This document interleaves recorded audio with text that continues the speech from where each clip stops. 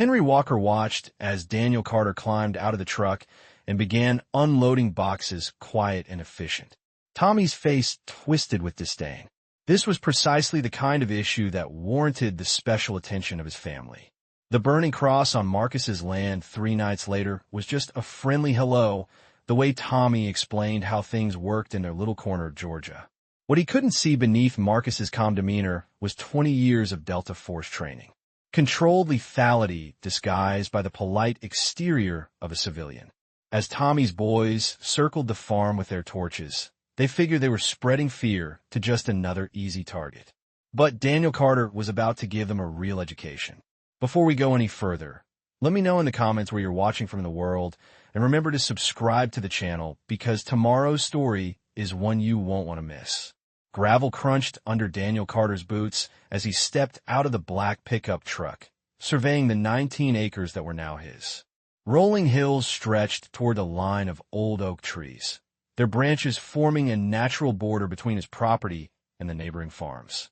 A 2-story house sat in the center, its white paint faded but solid, with a wraparound porch facing the morning sun.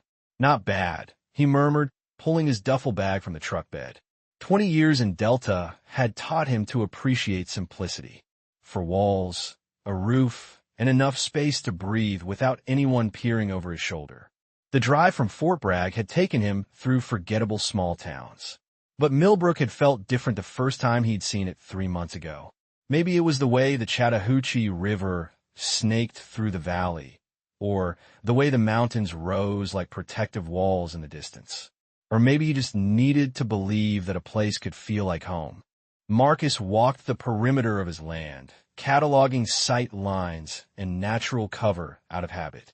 Old habits die hard. The nearest neighbor was half a mile away, close enough to call in an emergency, far enough for privacy. Perfect. An hour later, he drove into town for supplies. Milbrook's Main Street looked like a postcard from the 1950s. Murphy's Hardware, Daisy's Diner, and the First National Bank lined up like dominoes. American flags hung from every lamppost, and someone had planted flower boxes along the sidewalk. A bell jingled over the door at Murphy's Hardware as Marcus walked in. Conversation stopped. 3 men in work clothes turned to stare, their eyes following him as he headed towards the tool section. "Can I help you find something?"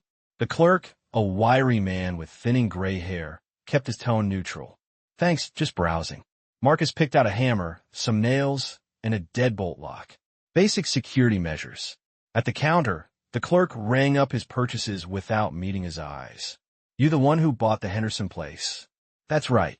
Been empty 2 years since old Jim passed." The clerk's tone suggested this was somehow significant. Pity to see it go to waste. Marcus nodded, paying with cash.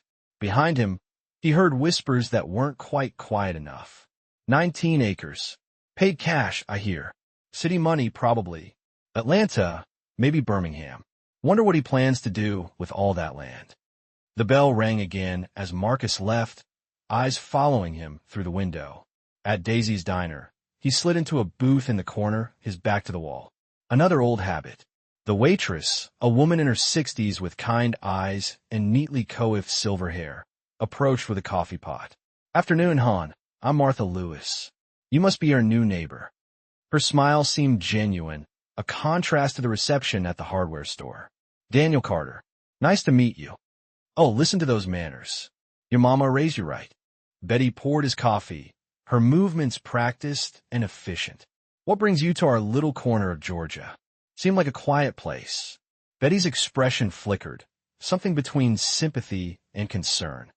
"Well, Milbrook is that most of the time." She hesitated, then leaned in closer. "Folks here take a while to warm up to newcomers. Don't take it personal." Marcus met her gaze directly. "I appreciate the advice. Of course. Once people get to know you, they're good people. Just a little set in their ways." The way she emphasized set in their ways suggested she meant more than simple small-town conservatism. Marcus just nodded again. After lunch, he stopped by the post office to forward his mail. The postal clerk, a nervous young man with acne scars, processed his paperwork with trembling hands. "Military forwarding address." The clerk noted, reading Marcus's form. Thank you for your service to the country. Just doing my job. 20 years, it says here. That's impressive. Marcus signed the final form, eager to try civilian life. Driving back home, he noticed a pickup truck following at a distance. When he turned onto his gravel road, the truck continued past, but slowly enough that he caught a glimpse of two men inside. The passenger had a cell phone to his ear. That evening, Marcus stood on his porch, watching the sun set behind the oak trees. Crickets chirped in the gathering darkness, and somewhere in the distance, a dog barked. The piece he'd been searching for seemed within reach. From the tree line, a camera lens caught the fading light as it focused on his silhouette. Marcus remained oblivious, lost in thoughts of the quiet life he planned to build. Meanwhile, in the shadows, other plans were already taking shape. Marcus established his routine during the first week. Sunrise workouts in the back pasture, followed by property maintenance and trips into town for supplies. He kept his interactions brief but polite, nodding to the few neighbors who would acknowledge him. Most didn't. The house needed work. Loose boards on the porch, a leaky faucet in the kitchen, windows stuck shut from years of humidity. Marcus welcomed the physical labor. It kept his hands busy and his mind focused on something other than the weight of civilian life. On Thursday morning, he was replacing rotten porch planks when Deputy Sheriff David Collins's patrol car pulled into his driveway. The young officer climbed out, nervously adjusting his duty belt. "Morning, Mr. Johnson. I'm Deputy Morrison. Just wanted to introduce myself and make sure you were getting settled in okay." "Doing fine." Marcus set down his hammer. "Appreciate you stopping by, Deputy. Everything's good." "Good, good." Morrison glanced around the property, taking in the neatly stacked piles of wood and tools. "Fixing the place up, huh?" "Needs some work. Nothing major." Morrison kicked at the gravel with his boot. "Mr. Johnson, I know folks around here can seem a little standoffish at first. Nothing personal, just takes people time to get comfortable with change." The careful way he chose his words suggested this wasn't a casual visit. "I understand, Deputy. I'm not looking for any trouble." "I'm sure you're not. Just if anything comes up, anything at all, you call me directly." Morrison handed him a business card with his personal cell phone number scribbled on the back. Day or night. After the deputy left, Marcus studied the card. In his experience, when law enforcement proactively offer help, it meant they expected him to need it. That evening, 8 miles away, Henry Walker slammed a beer bottle down on the scarred wooden table. The abandoned barn served as their meeting place, smelling of old hay and motor oil, lit by a flickering Coleman lantern that cast dancing shadows on the walls. 19 acres. Tommy spat, right in the middle of our county. And nobody thought to let me know until the deal was done. "Tommy, calm down," said Samuel Clark, a wiry man with yellowed teeth. "Maybe he's just passing through. Plenty of people buy land and do nothing with it. You saw his truck, his clothes. This ain't no weekend hobby farmer." Tommy's voice rose. "This is a man with money, a man with plans." Edward Brooks shifted uncomfortably in his folding chair. At 52, the bank president looked out of place among the others in his pressed khakis and polo shirt. "I'm sure we're overreacting. One person can change. One person can change everything." Tommy slammed his fist on the table again. "That's how it starts. First one person, then his family, then his friends. Before we know it, we've got a whole different kind of population." "What do you propose we do about it?" asked Peter Hayes, a mechanic who worked at the Ford dealership. His hands were still stained with grease despite being scrubbed. Tommy stood up and began pacing along the length of the barn. "I propose we make our position clear. Let him know he's not welcome. Give him a chance to reconsider his investment." Frank cleared his throat. "Tommy, we need to be careful. We can't attract attention from outside authorities. My position at the bank. Your position at the bank is exactly why we can act." Tommy's eyes gleamed in the lantern light. "You think I don't know where our funding comes from? You want to keep playing make-believe in your fancy office, pretending you're not part of this?" Frank's face flushed. "I've supported this organization for 15 years. Don't question my commitment. Then prove it. We need to send a message before this Johnson fellow gets too comfortable." Samuel Clark leaned forward. "What kind of message?" Tommy grinned. and the expression transformed his sun-weathered face into something predatory.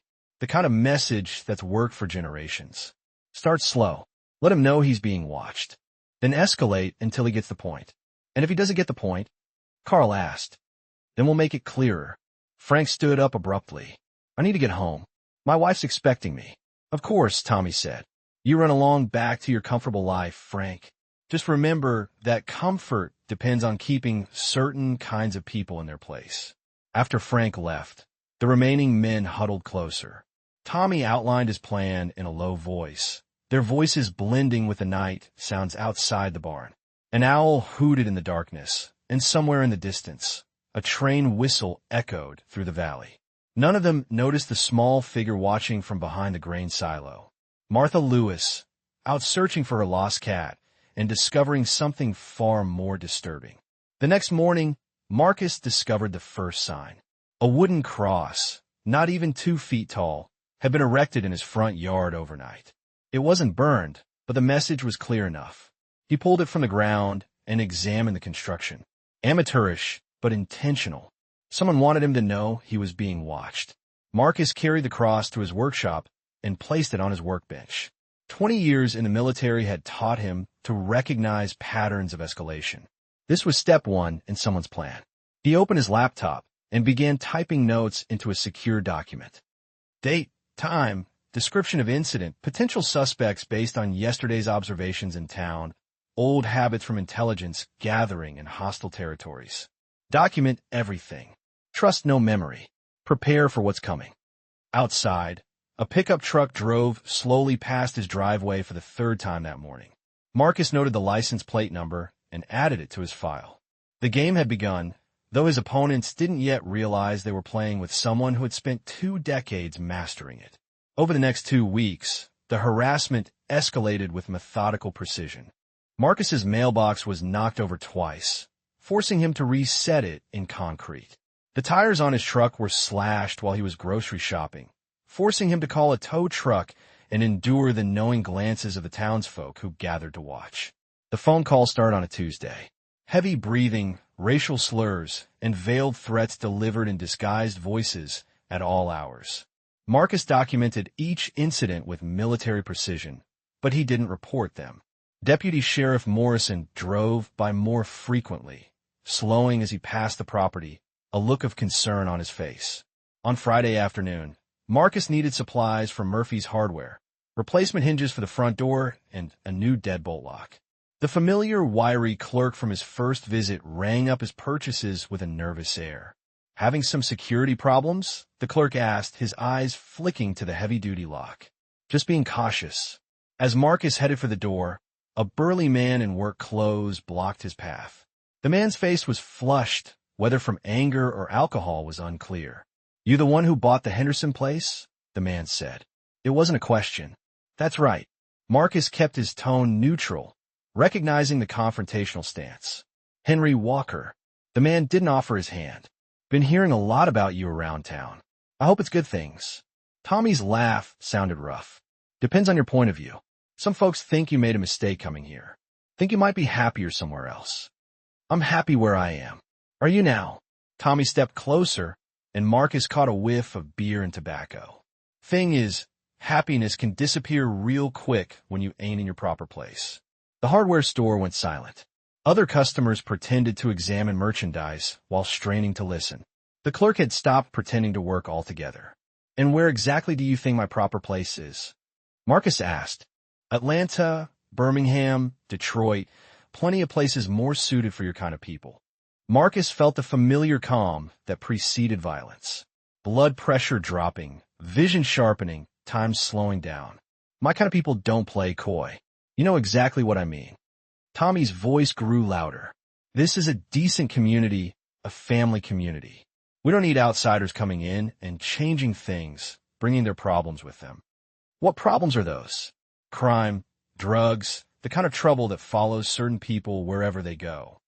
Tommy was almost yelling now. This ain't no slum. This is our home, and we protect what's ours. Marcus stepped forward, closing the distance between them. I'm a retired veteran who paid cash for his land and keeps to himself. If that threatens you, then the problem isn't with me. Tommy's face darkened. You think that uniform gives you some kind of special privilege? You think it makes you better than us? I think it makes me someone who fought for every American's right to live where they choose. Fancy words. Tommy's hand moved towards his belt, where Marcus caught a glimpse of the handle of a large knife. But words don't change reality, and the reality is you ain't welcome here. The tension crackled between them.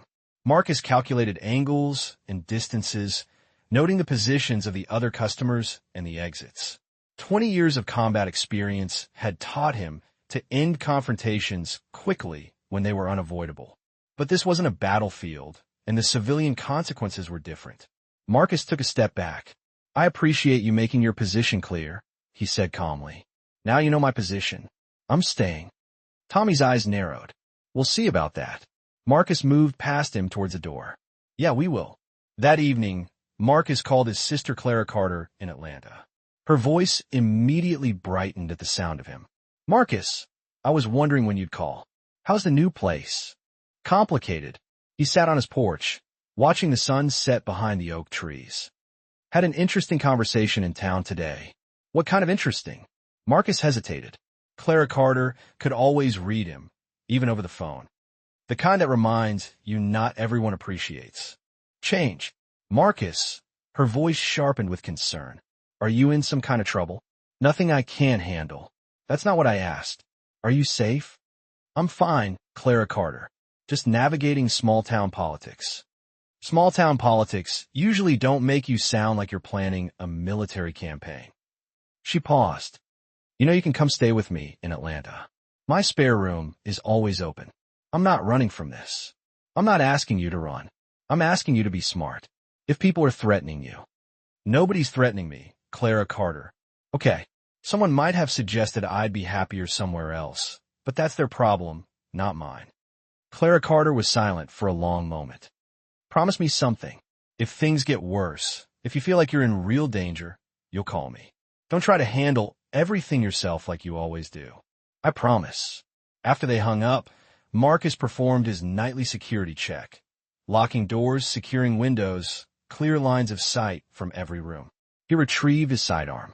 After disengaging the lockbox, a functional check ensued, muscle memory guiding his movements. At 10:30 p.m., as he reviewed property surveys on his laptop, the crunch of gravel announced a vehicle's arrival in his driveway. Multiple vehicles, engines idling rough. Marcus doused the lights and approached the front window. Peeking through the blinds, he counted 6 pickup trucks strategically positioned to barricade his egress. Dark figures moved between them, torch-bearing men casting dancing, macabre shadows across his property. They had effectively cut off any vehicular escape routes while simultaneously encircling the house. A professional operation. Someone had meticulously planned this. Grabbing his pistol, Marcus moved towards the rear of the house, intending to slip out the kitchen door and flank them. But as his hand neared the doorknob, a torch flared outside the back window. They had completely surrounded the house. His phone vibrated with a text from an unknown number. No escape. Time to talk. Marcus retreated to the living room, keeping low and away from the windows. Through the front blinds, he saw 8 men advancing towards his house in formation, torches held high. Henry Walker led the group, his face contorted in a grotesque mask of satisfaction in the firelight. They reached his porch and spread out, forming a line in front of the house. Tommy signaled 2 men to move towards the sides of the building. Another signal, and someone took up a position guarding the rear. Then they waited. Marcus recognized their strategy. Force him to come to them, or breach his home. Either way, they controlled the engagement. He weighed his options. Hunker down inside and call for help. But help might not arrive, or attempt to fight his way out against overwhelming odds. Before he could commit to a decision, the front window exploded as someone hurled a rock wrapped in paper. Shards of glass scattered across his living room floor. Johnson. Tommy's voice boomed clearly through the broken window. Time to talk. Marcus kept low, gun at the ready as more rocks shattered windows on the sides of his house. They weren't trying to get in. They were driving him out. Come on out, tough guy. Let's settle this like men. The kitchen window imploded next, followed by his bedroom window. Glass crunched underfoot as the men positioned themselves at each opening, torches providing illumination while maintaining sufficient distance to avoid return fire. Marcus realized he'd been outmaneuvered. They'd turned his house into a trap with him inside, and they controlled every exit. Professional tactics from individuals who were clearly not professionals. Someone had planned this very carefully. A Molotov cocktail sailed through the shattered front window, splashing fire across his living room floor. Then, another through the kitchen window. Smoke began to fill the house immediately. Marcus had seconds to choose. Burn to death inside, or face 8 armed men outside. He kicked open the front door and rolled onto the porch, weapon ready. But they were waiting. 3 men rushed him simultaneously while the others provided light and support. Marcus managed to drop one with a well-aimed shot and wound another before a tire iron connected with his wrist, sending his pistol spinning into the darkness. The fight lasted less than 30 seconds. 8 against 1 with clubs and chains was a mathematical equation that no amount of training could overcome. Marcus went down, swinging and kicking, taking down 2 more, but the outcome was inevitable. The last thing he saw before losing consciousness was Henry Walker standing over him with a bloodied tire iron, his house burning behind them. "Welcome to Milbrook," Tommy said, and brought the tire iron down again. Marcus slowly returned to consciousness, his body registering the damage with clinical precision. Fractured ribs on his left side, possible concussion, a deep gash along his scalp where the tire iron had connected. His right shoulder felt dislocated, and dried blood crusted his lips and nose, but he was alive. That realization came with a series of tactical assessments. He was chained to a support post in what appeared to be an abandoned barn. Heavy shackles around his wrists were connected to a rusted chain that allowed minimal movement. Moonlight streamed through the gaps in the wooden walls, illuminating dust motes and antiquated farm equipment. Voices drifted in from outside. Angry, agitated conversations punctuated by the clinking of beer bottles. "Should have finished him at the house," someone said. "Peter Hayes, the mechanic. Tommy wants him to suffer first," Samuel Clark replied in his nasal drawl. "Make an example. So where is Tommy? Been 2 hours since he left to pick up Frank." Marcus tested his restraints carefully, keeping his movements minimal. The chains were old but sturdy, the support post behind him thick and deeply embedded. His captors had secured him properly. These weren't just amateurs playing intimidation games anymore. The barn door creaked open and Henry Walker entered, followed by Edward Brooks. Frank looked pale and shaken, his banker's composure completely shattered. "Jesus, Tommy, this has gone too far," Frank whispered, looking at Marcus with horror. "We're talking kidnapping now. Federal charges. We're talking about sending a message that should have been sent 20 years ago," Tommy snapped. "You want to back out now, after your money bought the gasoline that burned his house? I never agreed to this. To torture." Tommy slapped Frank across the face, the sound echoing in the barn. "You agreed the moment you wrote that first check. You think you can play act in your fancy bank, pretend you're not part of this? You're in it now, whether you like it or not." Marcus watched Frank crumble, seeing the precise moment the banker realized he'd crossed a line from which there was no return. The transition from reluctant supporter to active participant. He'd seen it before in war zones. Fear made men do things they never thought possible. "Look who's awake," Tommy said, noticing Marcus' open eyes. "Good. I was worried we hit you too hard." "Not hard enough, apparently," Marcus replied, his voice steady despite the pain. Tommy chuckled. "Still got some fight in you. I like that. Makes this more interesting. What exactly is the lesson here?" Tommy pulled up a folding chair and sat down opposite Marcus. "You come into our town, think you could take whatever you want. Our land, our way of life. But everything has a price. I paid the asking price in cash. Money isn't the only currency that matters." Tommy leaned forward. "Some things have to be earned. Respect, belonging, the right to call a place home." Marcus tested the chains again, subtly checking for weaknesses. The support post behind him was solid oak, likely a century old. The shackles were modern heavy-duty restraints that someone had purchased specifically for this purpose. So what's the lesson? Marcus asked. Simple. You leave Milbrook tonight, never come back, and we let you drive away. You stay. And Tommy gestured around the barn. Well, accidents happen, especially to outsiders who don't know the local hazards. And if I agree to leave, then you'll sign over the deed to your property. Frank here will handle the paperwork, and we'll give you a 10-minute head start before we call it in as a home invasion gone wrong. Your charred corpse found in the ashes. A real tragedy. Frank choked. Tommy, you can't be serious. This is murder. This is survival. Tommy's voice took on a dangerous edge. You think it stops at one man? You think if we let him stay, others won't follow? In 5 years, our children won't recognize their own home. Marcus watched the internal conflicts play out across their faces, the way fear and guilt twisted their decisions. Frank was the weakest link, a financier of extremism from the safety of an office, but without the stomach for the reality of violence. Tommy was a true believer, a zealot who believed his ends justified any means. So, Johnson? Tommy asked. Easy way or the hard way? I need time to think. Tommy's laugh was harsh. You're out of time. Frank, get the paperwork ready. While Frank fumbled with his briefcase, his hands trembling, Marcus acted. 20 years of escape and evasion had taught him that chains were only as strong as their weakest link, and that link was usually human error. The shackles were secure, but the chain itself was looped through an old, rusted eye bolt in the rafters. The bolt was corroded, the threads weakened by decades of moisture. Marcus had been subtly loosening it throughout the conversation, using micro-movements to apply pressure to the connection point. As Tommy turned to oversee Frank's paperwork preparations, Marcus put all of his weight against the chain.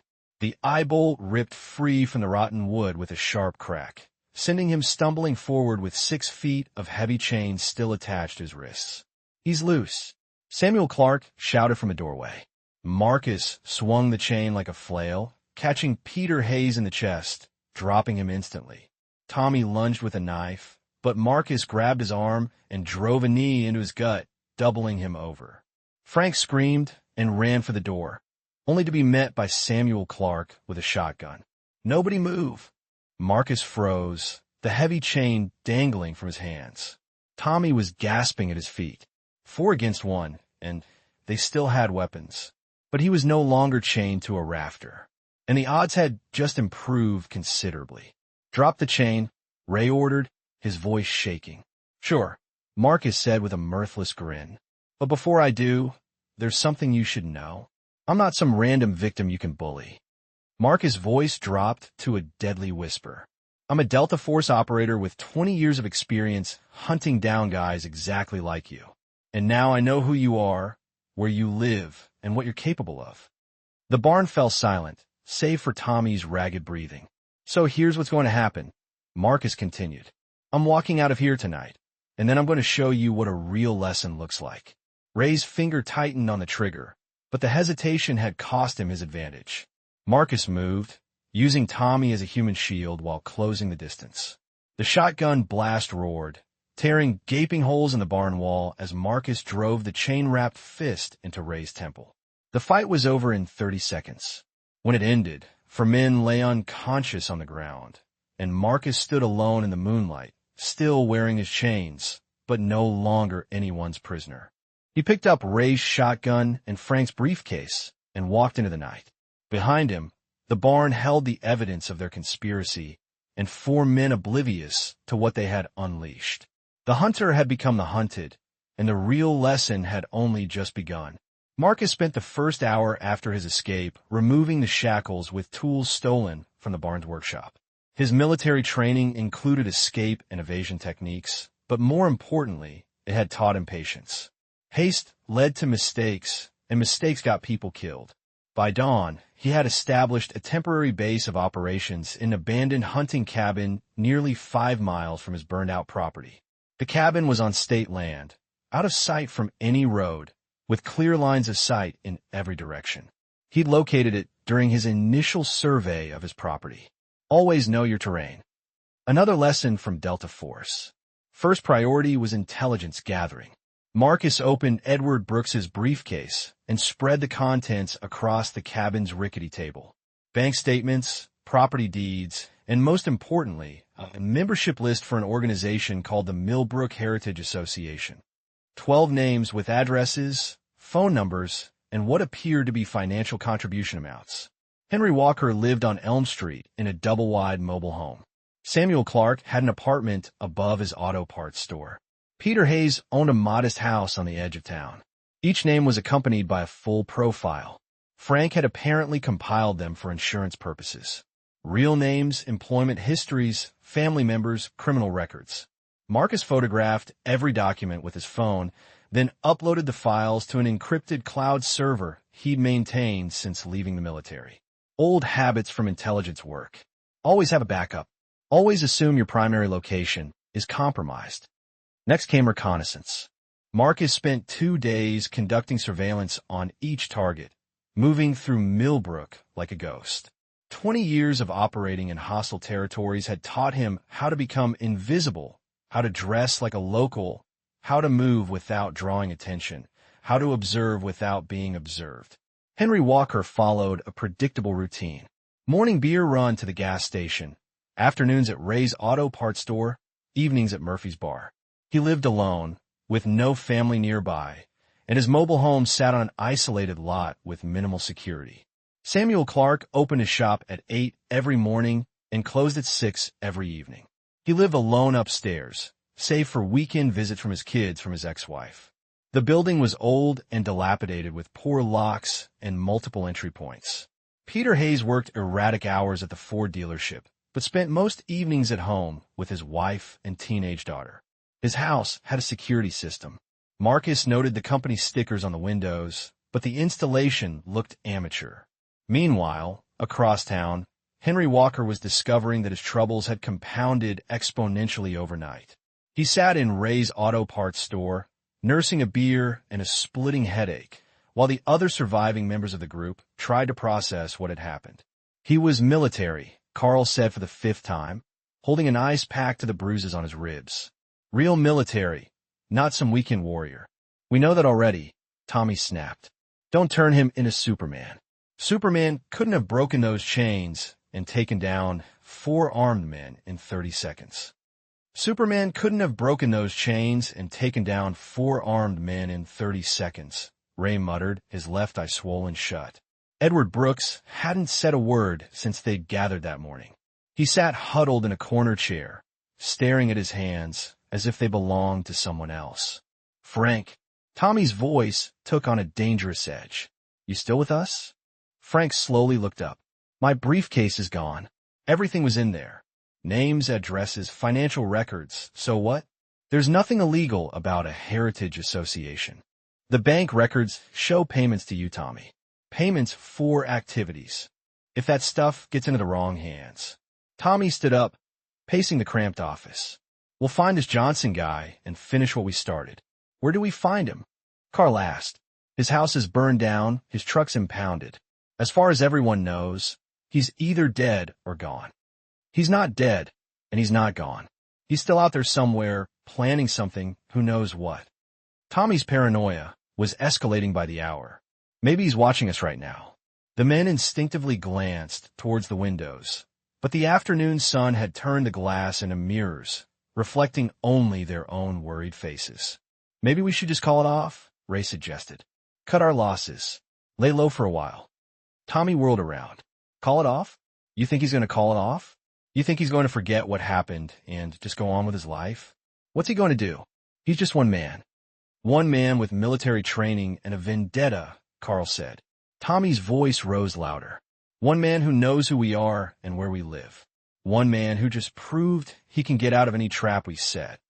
Frank finally spoke, his voice barely a whisper. We should have just left him alone. Tommy slapped him hard across the mouth. Too late for should-haves. We're in this, all of us. Either we finish it, or he finishes us. That evening, Marcus began to execute his plan. His first target was Samuel Clark, who lived above his auto parts store in a sparsely furnished apartment. The building was old brick with a fire escape that hadn't been maintained in decades. Marcus waited until midnight, then scaled the fire escape to the second-story window. The lock was a joke, a simple bolt that he popped with a credit card. Ray was asleep in the front bedroom, snoring loud enough to drown out any sounds drifted through the air. Marcus moved through the apartment like a phantom, photographing everything. Personal papers, computer files, stashes of cash, and a disturbing collection of racist memorabilia crammed into a cabinet. More importantly, he located Ray's address book, filled with handwritten names and phone numbers, including contacts outside of Milbrook. This wasn't just a local hate group. They had connections. Marcus planted 3 listening devices in strategic locations, then slipped out as silently as he'd come. Ray never stirred. The following night, he broke into Peter Hayes' house. The security system proved even easier to bypass than Marcus had anticipated. A basic setup with obvious blind spots and predictable wiring. Carl's home office held a treasure trove of information. Correspondence with other supremacist groups, receipts for weapons purchases, and photographs from rallies across the Southeast. Marcus copied everything to a portable hard drive, then seeded the house with surveillance equipment. Carl's wife and daughter were innocent. Their bedrooms remained untouched, but Carl himself had just become an open book. Henry Walker would be more challenging. His mobile home sat on an isolated plot with clear lines of sight in every direction, and Tommy was paranoid enough to vary his routines. Marcus spent 3 nights studying the location before making his move. When he finally entered the mobile home, he discovered a virtual armory. Assault rifles, ammunition, homemade explosives, and blueprints for attacks on what Tommy called integration targets: black families, liberal churches, Jewish businesses. The scale of their ambitions was far greater than Marcus had realized. But the most valuable discovery was Tommy's communication with Edward Brooks. Text messages and emails revealed the bank president's full extent of involvement, including financial transactions that violated multiple federal banking laws. Marcus photographed everything, planted his devices, and added a personal touch. A single surveillance photo of Tommy sleeping, placed on his nightstand where he'd see it the moment he woke up. The message was clear: I can reach you anywhere, anytime. Over the course of the weekend, Marcus had transformed from victim to predator. For listening devices provided him with real-time intelligence on his enemies' actions, fears, and plans. Hidden cameras offered visual confirmation of their activities. And most importantly, he had enough documented evidence to destroy them through legal channels. But Marcus wasn't interested in legal channels right now. They'd crossed a line when they burned his house down and chained him in that barn. Now he was going to teach them what real fear felt like. The lesson had only just begun. Marcus enacted his plan on one decisive night. While the members of the Heritage Association slept, he systematically dismantled their entire operation. Samuel Clark's weapons and cash vanished from his basement. Every rifle, shotgun, and box of ammunition gone without a trace. Peter Hayes' truck was stripped to its frame right in his driveway. Valuable parts removed with surgical precision. Tommy's mobile home was purged of anything that even looked illegal, leaving behind only photographic evidence of what had once been there. But the real devastation came at Edward Brooks's bank. Using access codes Marcus had acquired during his reconnaissance, he downloaded 5 years' worth of financial records, transaction logs, and private communications documenting every illegal transfer of funds to Tommy's group. By dawn, Marcus possessed enough evidence to destroy all 4 men through legal channels. More importantly, he had crippled their ability to operate in a single blow. The first frantic phone call came at 6 in the morning. "Tommy, it's all gone." Ray's voice cracked over the phone. "Every weapon, every round of ammunition, completely cleaned out." "What do you mean, cleaned out?" "I mean professional. No broken locks, no alarms tripped, nothing disturbed except the guns.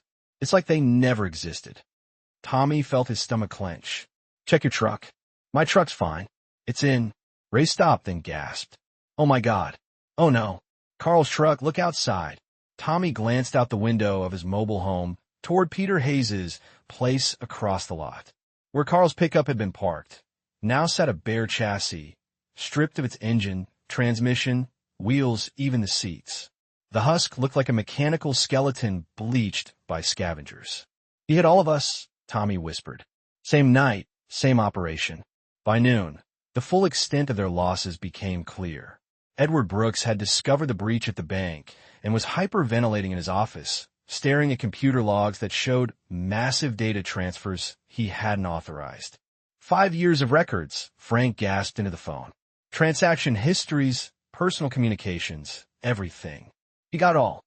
How? Tommy demanded. I don't know how. The logs show it came from my terminal during business hours, but I was in meetings. It's impossible. Tommy's paranoia solidified into rage. Nothing's impossible with this guy. We've been playing defense while he runs circles around us. Tommy, if this information gets to the feds, we're all dead men. Prison at a minimum, maybe federal charges for domestic terrorism. Tommy's voice turned deathly calm. Means we've got nothing left to lose. Peter Hayes arrived at Tommy's mobile home 20 minutes later, his face ashen with shock. My neighbors are asking about the truck. Said he heard machinery running around 3 in the morning, but thought it was road work. Road work that strips a vehicle bare, Ray said bitterly.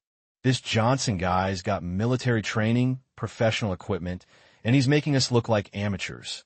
Because we are amateurs, Frank said, appearing in the doorway. His normally impeccable appearance was disheveled, his banker's composure utterly shattered. We're shopkeepers and mechanics playing soldier against a guy who actually was one. Tommy slapped Frank across the mouth. Shut up. Just shut up. No, I won't shut up, Frank said, wiping blood from his lip. This has gone beyond anything I signed up for. Beyond anything reasonable. We need to cut our losses and what? Run? Hide? Hope he doesn't hand that evidence over to the FBI? Tommy's voice rose to a shout. You think he's just going to forget what we did, go on with his life? The mobile home fell silent, broken only by the hum of the air conditioner. Ray finally spoke. What are you suggesting? I'm suggesting we stop reacting and start acting. Stop letting him dictate the terms. Tommy pulled out a detailed map of the county. He's got to be somewhere around here. Can't get far without transportation. And he's been too active to be operating from outside the area. You want to hunt him? Carl's voice had a hint of hysteria. Hunt a Delta Force operative? That's suicide. Maybe, but it's better than waiting for the FBI to kick down our doors. Tommy spread the map on the kitchen table. His house is burned. His truck's impounded. So where is he staying? Motel? Rental property? Camping out somewhere? Frank shook his head. This is insane. We should be hiring lawyers, not planning some kind of military operation. With what money? You think your bank's going to keep you on when this news breaks? You think any of us are going to have a normal life after this? The reality of their situation descended on them like a shroud. Their leader was right. There was no way out, no going back to their old lives. Daniel Carter had systematically destroyed their organization, their security, and their futures in a single night. So what's the plan? Ray asked quietly. Tommy traced roads on the map with his finger. We know his habits. He's been watching us, which means he's got to be within surveillance range. Probably using the state forest for cover. There are plenty of abandoned cabins back there. And when we find him, Carl swallowed hard. Tommy's smile was cold and decisive. Then we finish what we started in that barn. Only this time we don't take prisoners. Carl swallowed hard. Tommy, if we do this, if we actually kill him, we're already murderers in the eyes of the law. Kidnapping, assault, arson, we crossed that line days ago, Tommy said, folding the map. The only question now is whether we go down fighting or go down begging. The 4 men looked at each other, seeing their own desperation reflected in familiar faces. They had cornered themselves, where violence seemed like the only option left, which was exactly what Marcus wanted them to think. Dawn broke over Milbrook with an ominous stillness, concealing the storm brewing in the shadows. Henry Walker stood at the center of what had once been a peaceful town, now transformed into a staging area for the largest gathering of armed extremists the region had seen in decades. 37 men from 4 states had answered his call, transforming an abandoned grain silo on the edge of town into a makeshift command center. Listen up, Tommy's voice boomed across the assembled crowd. This isn't just about one man anymore. This is about sending a message that we don't bow down to federal intimidation. The men nodded, a motley mix of local chapter members, militia veterans, and freelance operatives who had driven through the night to be here. They carried an arsenal that most military units would envy. Assault rifles, tactical gear, night vision equipment, and enough ammunition for a sustained campaign. Peter Hayes stood at the edge of the group, his face pale as he realized what he had helped set in motion. Tommy, my daughter's school, is just 2 miles from here. If this turns into a firefight, maybe you should have thought about that before you helped finance this operation. Tommy snapped. Too late for second thoughts now. But Carl's concern was spreading among the local members. Samuel Clark pulled Tommy aside, his voice urgent. Half these guys I've never seen before. Some of them look like they're itching for a fight with anybody. Cops, feds, doesn't matter. Good? We need guys with grit. Tommy, that's not grit. That's crazy. Ray gestured toward a group of men from Alabama, discussing explosives with disturbing enthusiasm. They're talking about blowing bridges, cutting communication lines. This isn't about Johnson anymore. They want to turn Milbrook into some kind of war zone. Tommy's jaw tightened. Maybe that's what it takes. Maybe it's time to stop hiding behind respectability and make a real stand against a retired soldier who made fools of us. Ray finished. You're going to get people killed, Tommy. Innocent people. Innocent people are already under attack. Every day, our way of life is being eroded by federal interference, by outsiders coming in and changing our communities. Tommy's voice took on the fervor of a true believer. This Johnson guy's just the tip of the iceberg. Meanwhile, 3 miles away in the state forest, Marcus was completing his final preparations. He had spent the night setting up a network of defenses that would channel the coming assault exactly where he wanted it to go. Motion sensors covered every approach route. Improvised explosive devices, non-lethal but disorienting, were placed at key choke points. 3 separate fallback positions provided overlapping fields of fire and reserve supplies. Most importantly, he had established contact with federal agencies who were racing toward Milbrook with tactical teams and negotiators. His satellite phone vibrated. Agent Ramirez's voice was tight. Mr. Johnson, we have eyes on the grain silo. Over 30 armed individuals, multiple vehicles from out of state. This has escalated beyond anything we anticipated. How long until your teams arrive? 2 hours. Can you maintain your position? Marcus studied the terrain through his binoculars. I could do better than that. I can make sure this happens away from civilian areas. Mr. Johnson, I need you to understand something. Some of these individuals have federal warrants. Others are known domestic terrorists. If shots are fired, it's going to be a significant engagement. All the more reason to control where it happens. Marcus checked his weapons one last time. Agent Ramirez, whatever happens, make sure you get the evidence I uploaded. The financial records, the communications, the weapons caches, everything you need to prosecute the whole network. Johnson, and make sure Deputy Sheriff Morrison knows he was right to be worried. He's one of the good ones. Marcus ended the call and settled into his primary position. Below him, he could see the first scouting parties entering the woods, following the trails he had deliberately left for them to find. Back at the silo, the operation was already fracturing along predictable lines. Edward Brooks had finally arrived, but only to beg Tommy to call everything off. The bank was visited by federal investigators this morning, Frank said, his voice trembling. They have everything, Tommy. Every transaction, every communication, it's over. It's not over until we say it's over, Tommy said, grabbing Frank by the collar. You started this when you wrote that first check. You don't get to walk away now. I never agreed to this. Never agreed to an armed confrontation with federal agents. Frank's composure had finally shattered completely. People are going to die, Tommy. Maybe us. Then we die fighting instead of rotting in a federal prison. Tommy shoved Frank away. You want to run? Fine, but you'll be running for the rest of your life. Frank looked around the silo at the assembled men. Their faces hardened with ideology and the anticipation of violence. Some were local neighbors he had known for years. Others were strangers who had driven hundreds of miles for a chance to fight what they saw as government tyranny. "This isn't what we started," Frank whispered. "This is exactly what we started," Tommy replied. "We just weren't brave enough to admit it."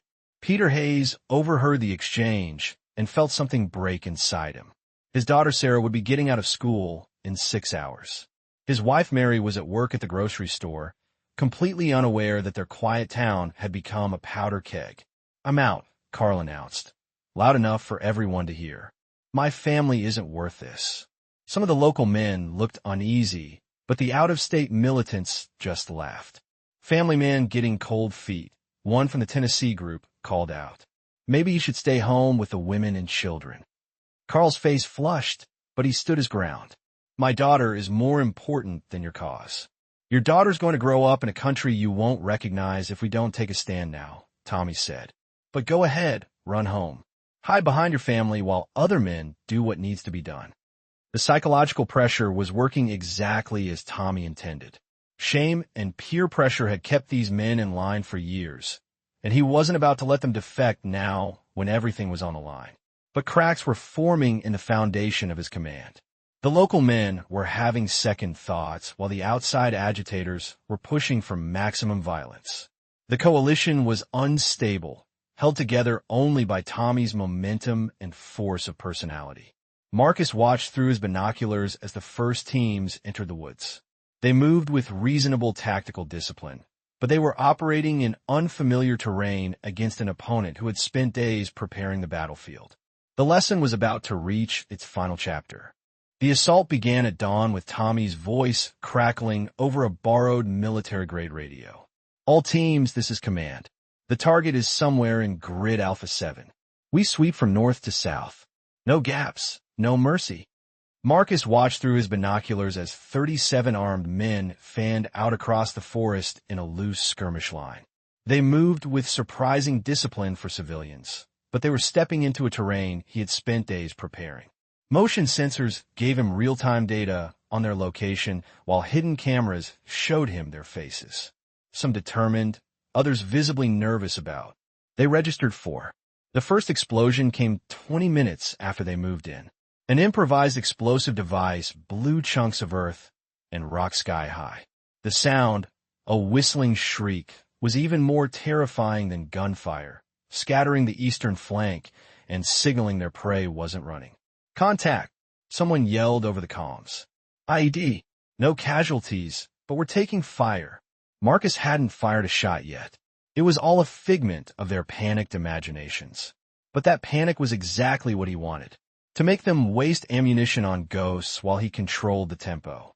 Tommy's voice crackled over the comm static. "Settle down. It's just one guy with a few homemade bombs.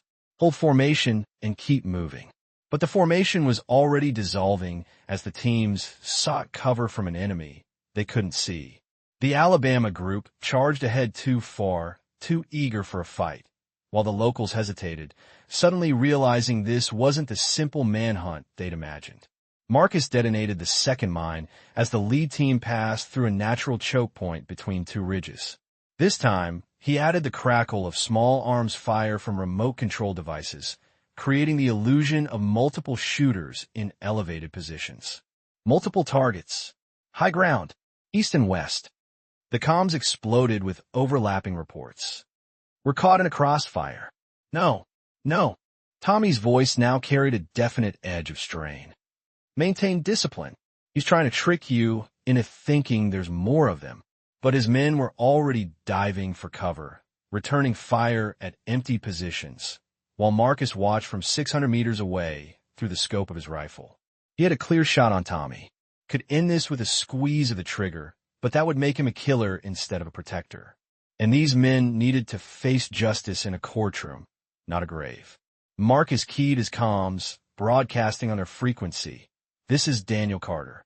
You're outnumbered, outgunned, and have absolutely no idea what you're getting into.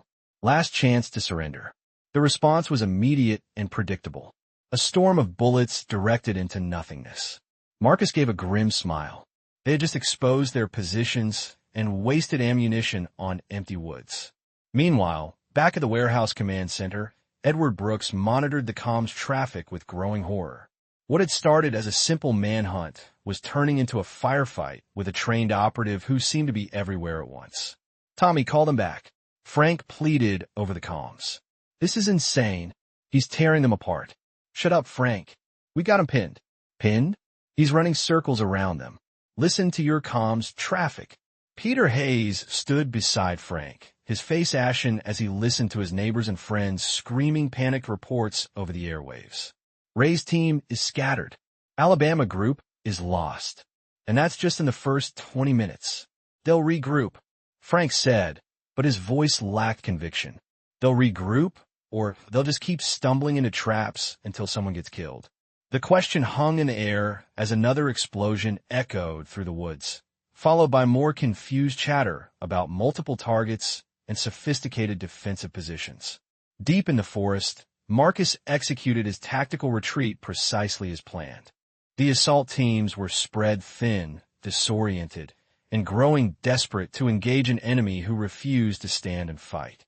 He triggered the third mine as the Tennessee group tried to flank his assumed position, then moved to his second prepared fighting position, 500 meters to the north.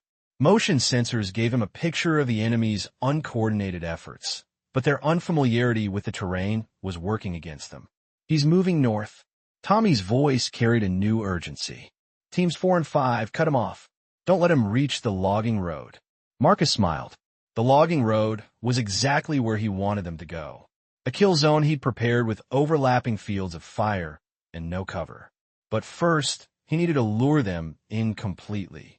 He fired 3 carefully aimed shots at the pursuing teams, not to hit them, but to herd them towards the ambush site.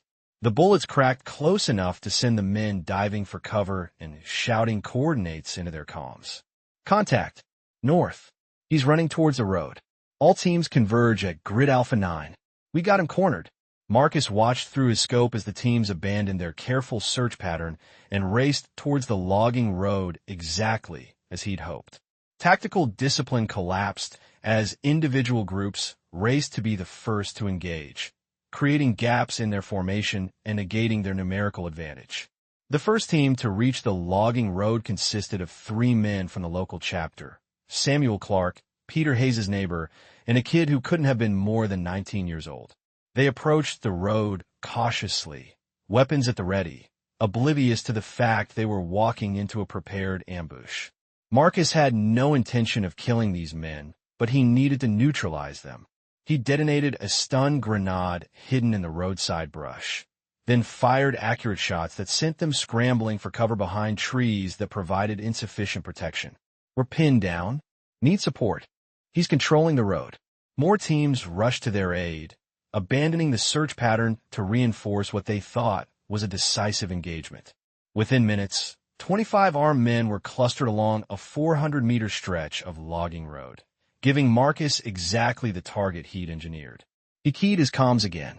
Tommy, can you hear me? I hear you. You federal jackboot. Take a look at your tactical situation. 25 men clustered on a single road. No cover. No coordination. I have overlapping fields of fire from elevated positions you can't even see. Silence on the comms as Tommy processed the information. Here's what's going to happen. Marcus continued. Your men are going to drop their weapons and surrender. Federal agents have surrounded your warehouse, and tactical teams are en route to this location. You have one chance to end this without bloodshed. Tommy's response was an angry roar. Kill him. All teams focused fire on his position.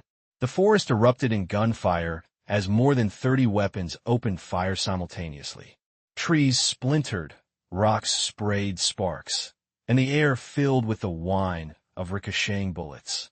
But Marcus was already gone, moving to his final fallback position while his enemies wasted ammunition on empty ground. The tactical situation was unfolding exactly as he'd planned. The enemy was confused, scattered, and growing desperate. Soon they would make the fatal mistake that would allow the federal authorities to end this with overwhelming force. Marcus checked his watch. Federal tactical teams would be arriving in 90 minutes. All he had to do was survive that time while containing 37 armed extremists in the kill zone he had created. The real fight was just beginning. Marcus reached his final defensive position as the whoop-whoop of helicopter blades echoed through the valley. The Federal tactical teams were arriving on schedule. But Tommy's men were too consumed by their assault to recognize the shift in the tactical situation. All teams advance. Tommy's voice boomed over the comms, desperation bleeding through his faux authoritative tone. He's running out of tricks. We got him cornered. But Marcus wasn't cornered. He was exactly where he wanted to be. His final position controlled the entire logging road area where the extremists had clustered, while also providing multiple escape routes if the situation deteriorated. More importantly, it placed him between the armed groups and the town of Milbrook, ensuring any federal intervention would occur in the forest and not near civilians. Marcus keyed his comms one last time. Tommy, this is your final warning. Federal tactical teams are deploying around your location. Surrender immediately or face the consequences. Federal teams? Samuel Clark, voice cut through the static, laced with panic. Tommy, he's telling the truth. I hear helicopters. That's a bluff. Tommy roared back. Keep moving. We end this now. But the sound of the rotors was unmistakable, growing louder by the second. Some of the locals began to waver, glancing nervously at the sky with growing alarm. Tommy, Peter Hayes' voice came through clear. My daughter gets out of school in 4 hours. I'm not dying in this forest for your crusade. You made your choice, Carl. We all did. No, you made it for us. Samuel Clark joined the rebellion. This was supposed to be about protecting our community, not starting a war with federal agents. Marcus watched through his scope as the assault force began to fracture. Half the men were still advancing, driven by ideology or inertia, while the others hesitated or actively retreated. The cohesion that Tommy had built was crumbling under the pressure. In a meeting 3 miles away at the warehouse command center, Edward Brooks heard the approaching helicopter and made his decision. He walked outside with his hands raised, a cell phone in one hand and a white handkerchief in the other. This is Edward Brooks, he yelled towards the sky. I'm surrendering. I have information about the armed group in the woods. 2 Ver helicopters circled the warehouse as tactical vehicles approached from multiple directions. Frank had never been so grateful to see federal agents in his life. Mr. Miller, remain in position with your hands raised. Agent Ramirez's voice boomed over a loudspeaker. We are securing the area. Within minutes, Frank found himself in the back of a Navy command vehicle, telling everything he knew about Tommy's operation, the financial networks, and the current tactical situation in the forest. 37 armed individuals, Agent Ramirez confirmed. From multiple states. At least that many. Tommy called everyone in, militia chapters from Alabama and Tennessee, independent operators. They've got military-grade weapons, tactical gear, the works. Agent Ramirez studied satellite imagery on her laptop. And Mr. Johnson is somewhere in this forest area, engaging this force alone. He lured them in deliberately. Said something about controlling where the confrontation happened, keeping it away from the town. Frank's voice trembled. Agent Ramirez, some of these people are looking for a fight with federal agents. They think this is the start of some kind of revolution. We are aware of the tactical situation, Mr. Miller. Right now we need you to help us identify the individuals so we can assess the threat level and negotiate a surrender. Back in the forest, the situation was reaching a critical point. Marcus could see federal tactical teams moving into position on the ridges surrounding the logging road area. Professional soldiers with advanced equipment, night vision goggles, and overwhelming firepower. The extremists were now trapped in a tactical box with no good options. Some of them recognized this and were trying to surrender. Others, driven by ideology or desperation, were preparing to fight the federal agents. Tommy's voice cut through the comms chatter, filled with the zeal of a true believer. This is it. This is what we've been preparing for. The federal government has finally shown its true face. Tommy, shut up. Samuel Clark was openly panicking. We're surrounded. We have families to think about. Your families will thank you for standing up, for showing them what real Americans do when tyranny comes to their doorstep. Marcus made a tactical decision. Tommy was the key. remove his leadership, and the remaining men were more likely to surrender than face the federal tactical teams in a hopeless firefight. He adjusted the scope of his rifle, acquiring a clear image of Tommy's position. Not a kill shot, a precision wound that would incapacitate without causing death. Marcus had the skill for such accuracy, even at this distance. But before he could fire, Tommy made the decision for him. "Johnson." Tommy's voice boomed across the forest without the aid of comms. "You want to end this? Face me like a man. Single combat. Winner takes all." The forest went silent, except for the distant whoop-whoop of helicopters. Even the federal teams seemed to pause, waiting to see how this would play out. Marcus considered the offer. It was tactically unnecessary. The federal agents would be in control of the situation within minutes, but might prevent bloodshed, might give the wavering extremists a way to save face and surrender. "What are the terms?" Marcus called back. "You and me hand to hand. No weapons. If you win, my men surrender. If I win, we all walk away." "Tommy, don't." Samuel Clark's voice trembled. "This isn't a movie. Just surrender." But Tommy was beyond reason, driven by desperation and the need to salvage something from the disaster his leadership had created. Marcus stood up from his concealed position, rifle slung across his back.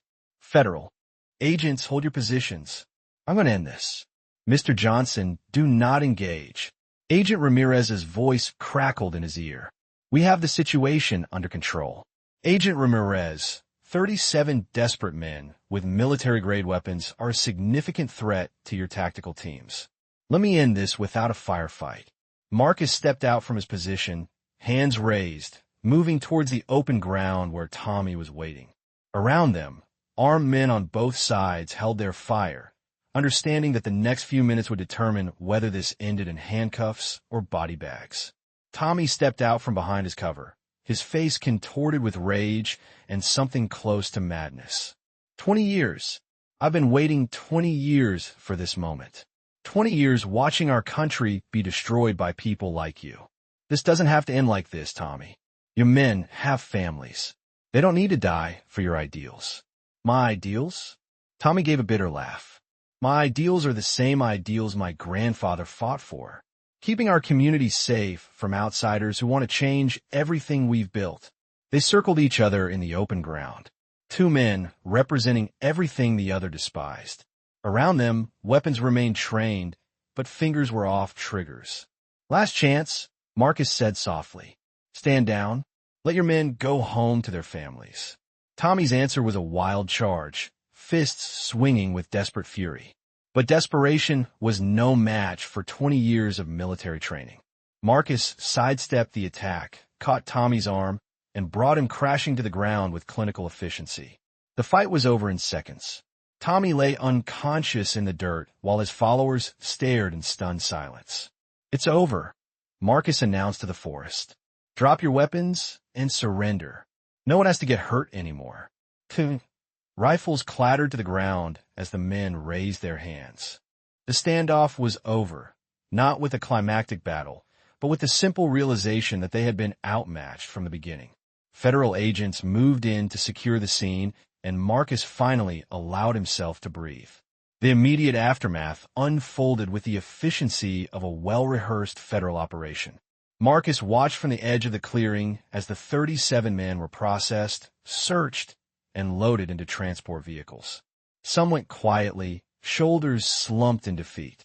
Others remained defiant, even in handcuffs, still believing their ideals justified the violence they had attempted to commit. Agent Ramirez approached Marcus as the last of the prisoners were being secured. "Mr. Johnson, we're going to need a full debriefing. What you accomplished here, single-handedly dismantling a regional domestic terror network. It's unprecedented." "I didn't do it single-handedly," Marcus replied, watching as Henry Walker was helped into a medical transport vehicle. "They did most of the work. I just gave them enough rope. The evidence you provided was extraordinary. Financial records, communication logs, weapons caches, coordination between multiple hate groups across 4 states. The Department of Justice is calling this the most significant domestic terrorism prosecution in the Southeast in 2 decades. Marcus nodded, but his attention was elsewhere. Deputy Sheriff David Collins was pushing his way through the federal agents, his young face serious with purpose. "Mr. Johnson," Morrison extended his hand. "I owe you an apology. I knew something wasn't right, but I didn't have the courage to act. You try to help. That's more than most people would do. It wasn't enough. I let fear of local politics outweigh my duty to protect the innocent." Morrison's voice carried genuine regret. Tommy and his group had been intimidating people for years. "I always told myself it. It was all just empty words, just boasting. Now you know better." "Yes, sir. And I promise you, nothing like this will ever happen in Milbrook again. Not on my watch." Agent Ramirez interrupted their conversation. "Mr. Johnson, there's something else we need to discuss. The scope of this conspiracy goes far beyond what happened here today."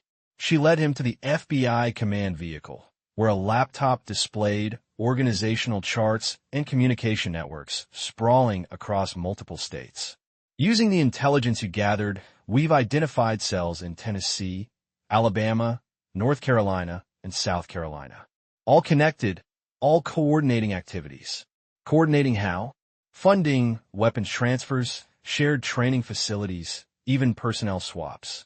What you uncovered here is part of a much larger network." Agent Ramirez's expression was grave. "Mr. Johnson, these people have plans, not just local threats. They were preparing for what they called regional actions against minority communities, Jewish targets, and federal installations." Marcus studied the diagrams, recognizing some of the names from the documents he'd photographed in Tommy's trailer.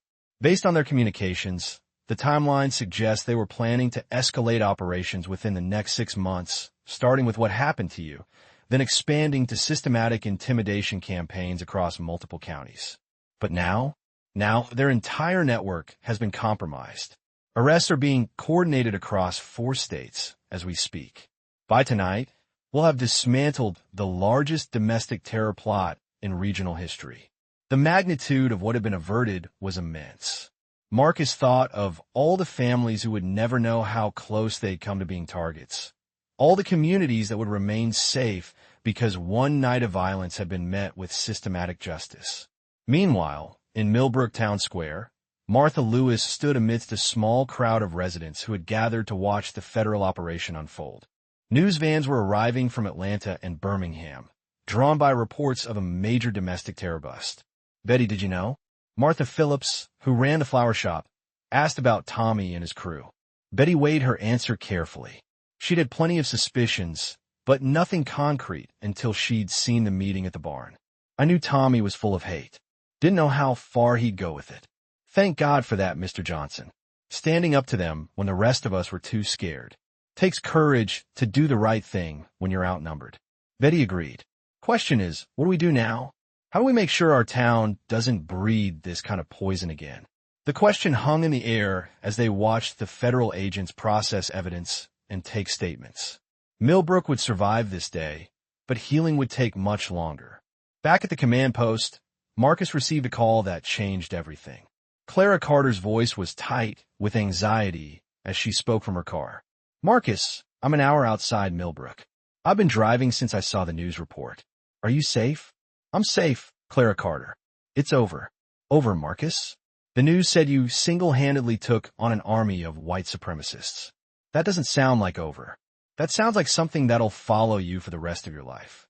Marcus hadn't considered that aspect, the media attention, the scrutiny, how this would define him going forward. He'd wanted a quiet, peaceful civilian life. Instead, he'd become the focal point of a national news story about domestic terrorism and vigilante justice. "Clara Carter, you need to turn around, go back to Atlanta." "Absolutely not. You're my brother, and you just went through something traumatic. I'm not leaving you alone. It's not safe yet. There might be other cells, other groups looking for payback. Then we'll deal with it together. You've been dealing with things on your own for too long." Agent Ramirez arrived with news that complicated matters further. "Mr. Johnson, we've received credible intelligence about potential retaliatory actions. These groups have a culture of revenge, and what you did today, dismantling their entire regional network, that's going to generate a response." "What kind of response?" "Unknown. Could be people from outside the immediate area. People who consider you a federal collaborator who destroyed their movement. Agent Ramirez's expression was grim.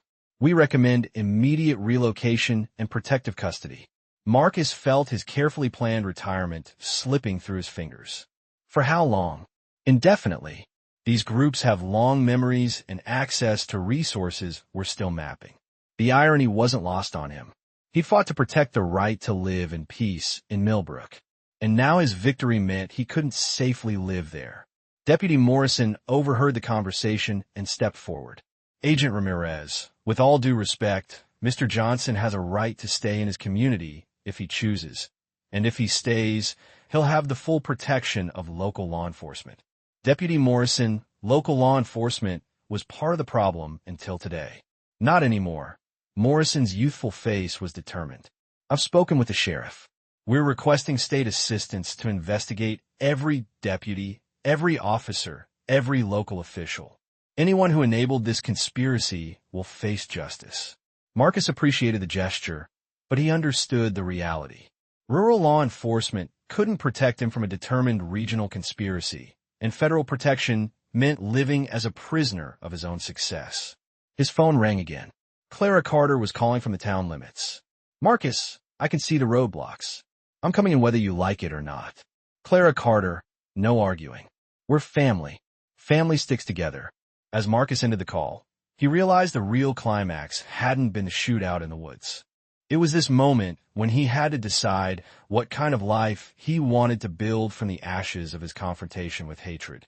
The choices he made in the next few hours would determine whether he gained something meaningful or simply traded one kind of isolation for another. The confrontation Marcus had dreaded arrived at dusk as the federal agents were packing up their equipment and the media circus finally wound down. A lone pickup truck approached the roadblock at the edge of town, moving slowly but deliberately toward the command post where Marcus stood with Agent Ramirez. Deputy Morrison called over the radio from the checkpoint. Elderly white male, alone, seemingly unarmed but agitated. Says he needs to speak with Daniel Carter. Let him through, Marcus said, recognizing something in the description that made his instincts flare. The truck stopped 50 feet away, and a man in his late 70s got out. He was tall, leathery, with the bearing of someone used to giving orders. But it was his eyes that told Marcus everything, the same cold hatred he'd seen in Henry Walker, but tempered by decades and sharpened by intelligence. You're Johnson, the man called out. I'm Arthur Walker, Tommy's grandfather. The old man advanced, his hands still visible, but his posture radiating menace. I taught that boy everything he knew about protecting our people. Looks like I didn't teach him enough. Agent Ramirez stepped forward. Sir, this is a federal crime scene. You need to, ma'am, with all due respect, this is between me and the man who destroyed my family. William's voice carried the authority of someone accustomed to being obeyed. I'm not armed. I'm not threatening anyone. I just want to talk. Marcus waved Agent Ramirez back. Let him have his say. William studied Marcus with the calculating gaze of a predator. You know, I fought in Vietnam. 3 tours. Saw a lot of grunts who thought they were hot stuff because they could handle themselves in a firefight. This isn't about military service. No, it's about understanding your place in the world. William's voice hardened. Tommy made mistakes, I'll grant you that. Got emotional, got careless, but his heart was in the right place. His heart was full of hate. His heart was full of love. Love for his community, his heritage, his people. William stepped closer. You wouldn't understand that, would you? What it means to watch everything your family built get torn down by outsiders. Marcus felt the familiar calm that presaged violence. I understand what it means to fight for something worth protecting. Do you? Because from where I'm standing, you just helped the federal government wipe out a group of men who were trying to preserve their way of life. Their way of life included burning crosses and beating people senseless. William's laugh sounded bitter. You think this started with Tommy? You think this is just about some guys in a little town? You have no idea what you've unleashed. Agent Ramirez moved closer, hand near her weapon, but Marcus signaled her to stand down. This conversation needed to happen. What do you really want here, Mr. Briggs?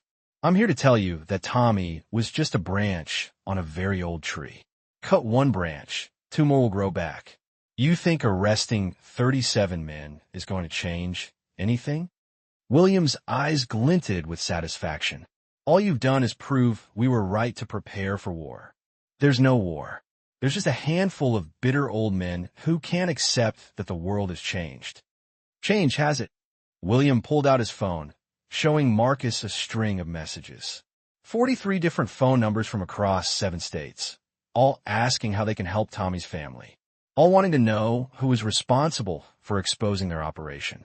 Marcus read the messages, recognizing the language of coordinated resistance. These weren't just empty threats. It was the mobilization of a network far larger than anything they'd uncovered today. You see, Mr. Johnson, Tommy was easily swayed by emotion. I'm not. Tommy acted locally. I think regionally. Tommy got caught because he let his anger cloud his judgment. William's smile was cold and calculating. I've been planning this for 50 years. Agent Ramirez finally spoke up. Mr. Briggs, you're describing conspiracy to commit domestic terrorism. I advise you to, based on what evidence? Everything I've said is protected by freedom of speech. William raised his hands, feigning surrender. I haven't threatened anyone, haven't broken any laws. I'm just a grieving grandfather sharing my views on current events. Marcus realized the trap they'd walked into. Arthur Walker wasn't just a regional organizer. He was a strategist who'd turned their victory into a recruiting tool for his cause. Every arrest today would create martyrs. Every federal agent involved would become a target. Every tactical success would be redefined as government oppression. You're going to live your life looking over your shoulder, William told Marcus. Not because of any specific threat, but because you become a symbol. And symbols have a way of attracting attention from people who take their ideology very seriously. Is that a threat? It's a prediction based on 50 years of watching how these things play out. William turned toward his truck. Enjoy your federal protection, Mr. Johnson. You're going to need it. As the old man drove away, Marcus felt the weight of an incomplete victory settle on his shoulders. They'd won the battle, but they'd likely lost the war. Tommy's arrest would create martyrs. The federal response would create recruits. And somewhere in the shadows, smarter, more patient enemies were already adjusting their strategy. Agent Ramirez's phone buzzed with incoming reports.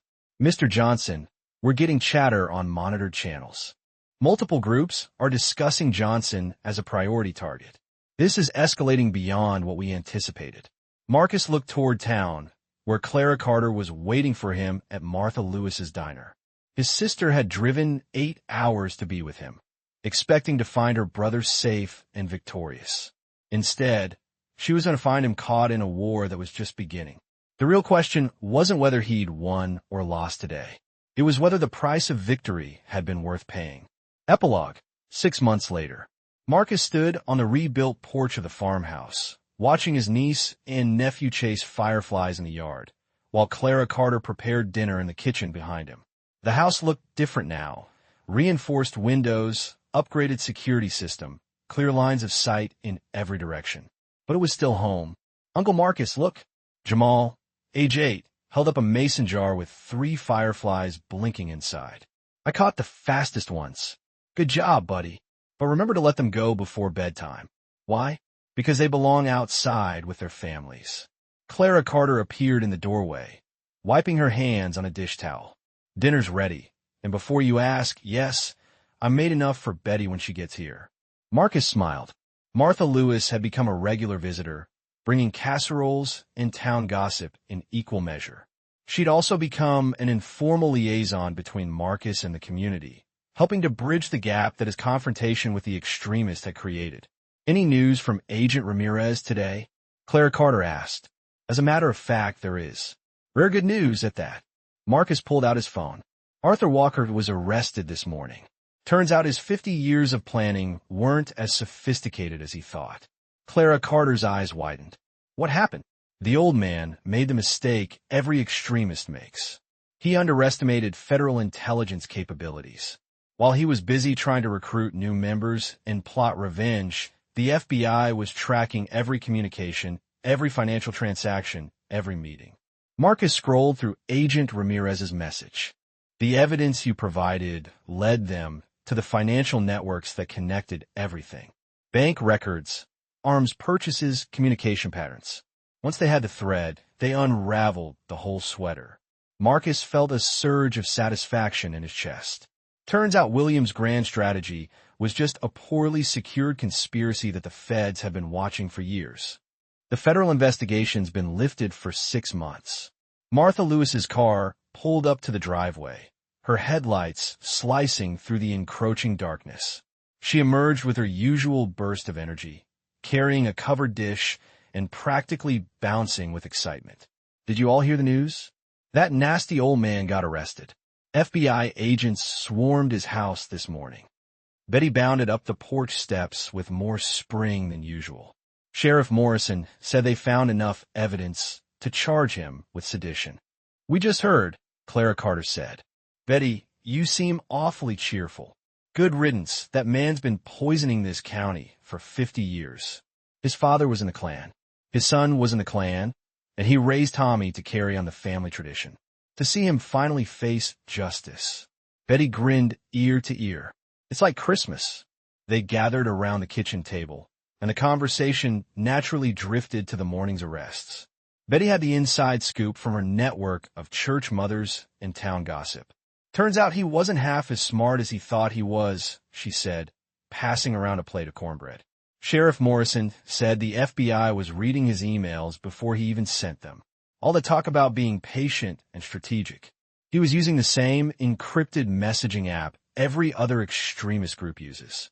Might as well have posted his plans on Facebook. Marcus nodded. Agent Ramirez told me something interesting. William thought the federal response to Tommy's group would generate sympathy in new recruits. Instead, it had the opposite effect. How so? Clara Carter asked. Turns out most people don't want to join organizations that are getting completely annihilated by law enforcement. When potential recruits saw Tommy's group getting arrested, indicted, and sentenced to federal prison, they decided extremism wasn't worth the risk. Marcus smiled. William's grand recruiting strategy actually pushed people away from his cause. Betty laughed heartily. Serve him right. That man always thought he was the smartest person in any room. Never occurred to him that federal agents might be a little bit smarter than small-town extremists. After dinner, Marcus and Clara Carter sat on the porch while the kids played inside. The evening was peaceful, but Clara Carter still seemed troubled. What's on your mind? Marcus asked. I keep thinking about what that old man said about you becoming a symbol, about attracting attention from extremists all over the region. Clara Carter hugged her knees to her chest. Are you worried he was right? Yeah, I was for a while. For the first few months, I wondered if I was making things worse. Marcus gestured toward the distant town lights. But Agent Ramirez showed me something today that changed my perspective. Crime stats. Not just Milbrook, but the whole region. Hate crimes are down 60% since the arrests. Extremist recruiting is at an all-time low. Even the graffiti and vandalism targeting minorities has dropped dramatically. Marcus's voice held a quiet satisfaction. Turns out, when you dismantle the leadership structure and demonstrate that actions have consequences, most of the cowards decide to find other hobbies. And the true believers, they're always true believers, but without the organization, without the leadership, without the financial network Williams spent 50 years building, they're just angry individuals shouting into the void instead of coordinated groups planning attacks. Betty came out of the kitchen after finishing the dishes. I should head home, but I wanted to tell you something before I left. What's that, Betty? My granddaughter's going to college next month. Full scholarship to the engineering program at Georgia Tech. Betty's voice caught with emotion. She told me something yesterday that made me think of you. What did she say? She said she never thought she could pursue engineering because it wasn't for girls like her. But seeing what you've done, the way you refused to be intimidated, the way you fought back against the people who said you didn't belong, it gave her the courage to apply to programs she never would have considered before. Betty wiped away a tear. That's the real victory, Marcus, not just stopping the bad guys, but inspiring the good ones to be braver than they thought they could be. After Betty left, Marcus sat alone on the porch, mulling over the day's revelations. Arthur Walker had been wrong about everything. About his strategic brilliance, about the security of his network, about his understanding of how ordinary people would react to extremist violence. The old man's threats were just bluster from a man whose time had passed. His phone buzzed with one last message from Agent Ramirez. Network completely dismantled. 127 arrests across 7 states. Financial assets seized. Arthur Walker likely facing life in federal prison. Threat level against you reduced to minimum. Well done, Mr. Johnson. Marcus smiled and switched off his phone. Tomorrow would bring new challenges, but they would be normal challenges. Fixing up the house, visiting family, participating in the community. The existential threat that had haunted Milbrook for decades had finally vanished. In the distance, a train whistle echoed through the valley. Still the same sound that had greeted Marcus to Milbrook 8 months ago. But everything else had changed. The town had been tested and had emerged stronger. The community had faced its demons and chosen a better path. And Marcus had found something he never expected to find in civilian life. Purpose, family, and true peace. The fireflies his nephew had caught earlier blinked in their jar on the porch railing, and Marcus quietly opened the lid, watching them drift off into the darkness to rejoin their kin. Some things belonged out in the open, in the light where everyone could see them. And some old lies finally died when exposed to the truth. The federal investigation's been lifted for 6 whole months now. Martha Lewis's car screeched to a halt in the driveway, her headlights cutting through the thick darkness that had settled over everything. She practically leaped out, bubbling with that usual Martha Lewis energy, holding a covered dish like it was the Stanley Cup. You guys hear the news? That nasty old coot finally got busted.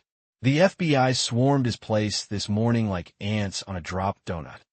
Betty practically skipped up the porch steps, her usual pep dialed up to 11. Sheriff Morrison said they found enough dirt to charge him with freaking sedition. We just heard, Clara Carter chimed in. Betty, honey, you look like you won the lottery. Good riddance to bad garbage. That dude's been poisoning this whole county for half a century. His daddy was in the Klan, for crying out loud. His son was a Klansman, and he raised Tommy to keep that nasty family tradition going. Seeing him finally get what's coming to him, Betty's grin stretched from ear to ear. It's like Christmas morning, I tell ya. They all gathered around the kitchen table, and naturally, the conversation swung right over to the morning's arrests. Betty, bless her heart, had the inside scoop, thanks to her network of church mothers and good old small-town gossip. Turns out he wasn't half as sharp as he thought he was. The old fool, she said, pushing a plate of warm cornbread across the table. Sheriff Morrison was saying the FBI was reading his emails before he even hit send. All that highfalutin talk about being patient and strategic. He was using the same, run-of-the-mill encrypted messaging app every other extremist Yahoo uses. Might as well have posted his whole darn playbook on Facebook. Marcus gave a slow nod. Agent Ramirez shared something interesting with me. William figured the feds cracking down on Tommy's little group would drum up sympathy and reel in fresh recruits. But it backfired spectacularly. How's that? Clara Carter asked, her brow furrowed. Turns out, the vast majority of folks don't exactly line up to join organizations that are getting steamrolled by law enforcement. When potential recruits saw Tommy's bunch getting hauled off in handcuffs, indicted, and sentenced to hard time in federal prison, they decided the whole extremism thing just wasn't worth the hassle. Marcus cracked a little smile. William's genius recruiting strategy ended up pushing folks away from his hateful cause faster than you can say hate crime. Betty let out a hearty belly laugh. Serves him right, the arrogant blowhard. That man always thought he was the smartest guy in the room, no matter what room he was in. Never even crossed his mind that some federal agents might just be a hair smarter than a bunch of small-town extremist knuckleheads. After dinner, Marcus and Clara Carter strolled out onto the porch while the kids kept themselves entertained inside. It was a peaceful evening, but Clara Carter still seemed a little preoccupied, a little on edge. "What's troubling you, darling?" Marcus asked gently. "I can't shake what that old man said about you turning into some kind of symbol about attracting unwanted attention from extremists all over the region. Clara Carter pulled her knees up to her chest, wrapping her arms around them. You worried he was right about that? Yeah, I was for a while there. During those first few months, I honestly wondered if I was making things worse, stirring up a hornet's nest. Marcus gestured towards the distant lights of the town. But Agent Ramirez showed me something today that really shifted my whole perspective. The crime stats. More than just Milbrook, the whole region. Hate crimes are down a whopping 60% since those arrests went down. Extremist recruitment's at an all-time low. Even the graffiti and vandalism aimed at minorities has dropped off the map. Marcus's voice carried a quiet, but unmistakable, sense of satisfaction. Turns out, when you dismantle the leadership and make it crystal clear that there are serious consequences for your actions, most of the cowards out there decide to find a new hobby. And as for the true believers, well, there's always going to be some true believers. But without the organization, without the leadership, without that financial network William spent 50 long years building, they're just angry individuals shouting into the wind, instead of coordinated groups planning coordinated attacks. Betty emerged from the kitchen, having finished cleaning up. I gotta head home, but I wanted to tell you something before I left. What's that, Betty? My granddaughter's heading off to college next month. She got a full ride scholarship to the engineering program at Georgia Tech. Betty's voice caught in her throat, thick with emotion. She told me something yesterday that made me think of you, Marcus. What did she say, Betty? She said she never thought she could even dream of pursuing engineering, 'cause it just wasn't for girls like her. But seeing what you've done, the way you stood your ground and refused to be intimidated, the way you fought back against all those who said you didn't belong here, it gave her the courage to apply to programs she never would have even considered before. Betty wiped a tear from her eye. That's the real victory here. Marcus, not just stopping the bad guys, but inspiring the good ones to be braver than they ever thought possible. After Betty had driven off, Marcus sat alone on the porch, turning over the day's revelations in his mind. Arthur Walker had been wrong, plain and simple about everything. About his so-called strategic brilliance, about the impregnability of his network, about his understanding of how ordinary people would react to extremist violence. The old man's threats were just the empty bluster of a man whose time had come and gone. His phone vibrated with one final message from Agent Ramirez. Network completely dismantled. 127 arrests made across 7 states. Financial assets seized and frozen. Arthur Walker is likely looking at life in federal prison. Threat level against you has been reduced to minimum. Well done, Mr. Johnson. Marcus gave a small smile and switched off his phone. Tomorrow would bring new challenges, no doubt, but they'd be normal challenges, the kind you could actually deal with. Fixing up the house, visiting family, getting involved in the community. The existential threat that had loomed over Milbrook for decades had finally, blessedly, vanished. Off in the distance, the lonesome whistle of a train echoed through the valley. Still the same sound that had welcomed Marcus to Milbrook 8 months ago. But just about everything else had changed, hadn't it? The town had been tested, and it had come out stronger on the other side. The community had faced its demons head-on and had chosen a better path forward. And Marcus himself had found something he never expected to find again in civilian life. Purpose, family, and a true sense of peace. The fireflies that his nephew had caught earlier, now nestled in their jar on the porch railing, blinked their tiny lights. Marcus quietly lifted the lid, watching as they drifted out into the darkness, off to rejoin their families, their kin. Some things belonged out in the open, in the light where everyone could see them. And some old lies, like those fireflies now released, finally flickered and died when exposed to the harsh light of truth.